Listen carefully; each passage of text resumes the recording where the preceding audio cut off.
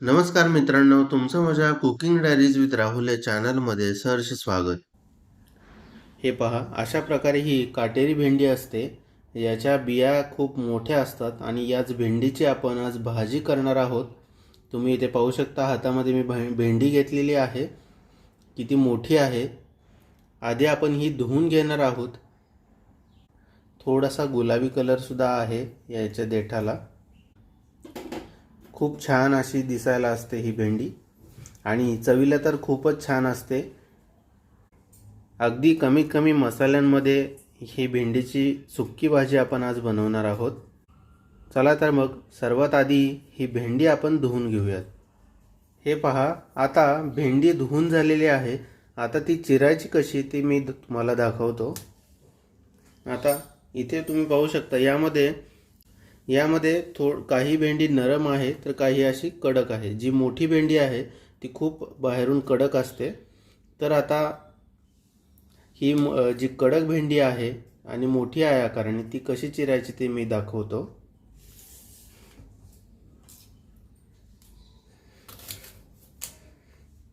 सर्वात आधी आपण देठ काढणार आहोत. त्यानंतर त्याचे असे 2 भाग करायचे आणि उभी ह्या अशा प्रकारे काप करायचा. त्याची जर साल थोडीशी निघत असेल तर काढायची, कारण ती खूपच कडक असते.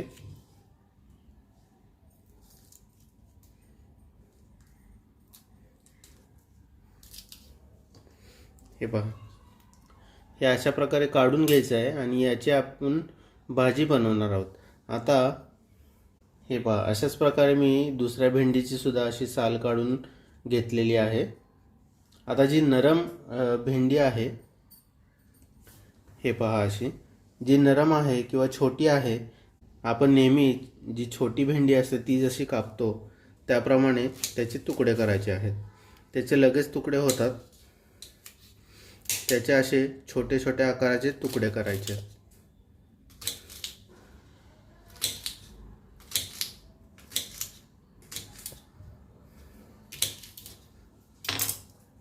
हे पहा, अशा प्रकारे.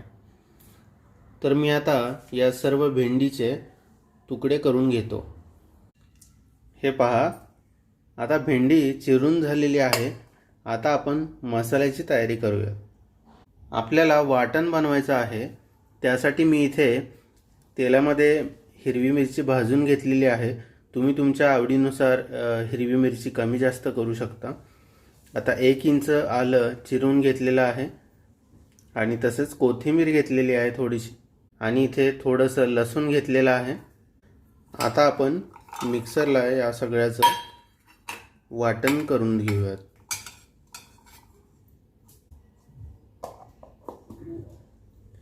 हे पहा, अशा प्रकारे वाटण मी बनवून घेतलेलं आहे.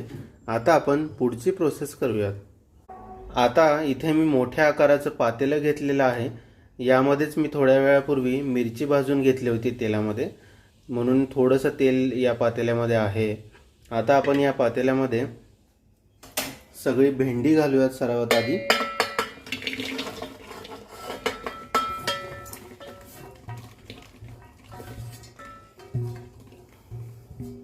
भेंडी घालून झाल्यानंतर इथे जे आपण वाटण तयार केलं होतं ते घालूयात. त्यानंतर चवीपुरतं मीठ घेतलेलं आहे ते घालूयात. अर्धा चमचा हळद घालूयात आणि अर्धा चमचा जिरे पावडर घातलेली आहे. आणि शेवटचा एक पदार्थ म्हणजे इथे दही घेतलेला आहे. 70 ग्रॅम दही आहे. हे संपूर्ण दही आपण घालूयात. आता इथे मी 2 चमचे तेल घेतलेलं आहे ते घालूयात. हे कच्चं तेल आहे. हे गरम करून घ्यायचं नाही, असंच घालायचं आहे. आता हे दही आणि मसाले भेंडीला व्यवस्थित लावून घेऊयात. आता हे थोडंसं पाणी मी मिक्सरच्या भांड्यामध्ये घातलेलं होतं ते घालूयात पाणी.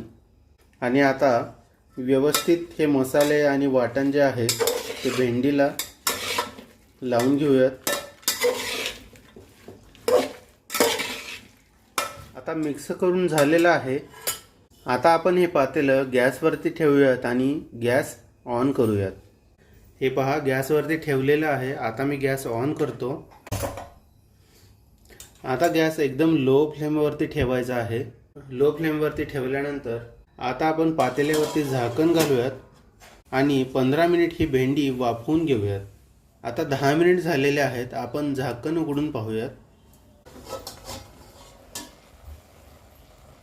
आता भेंडीला थोडंसं पाणी सुटलेलं आहे. आपण पुन्हा भेंडी थोडीशी मिक्स करून घेऊयात.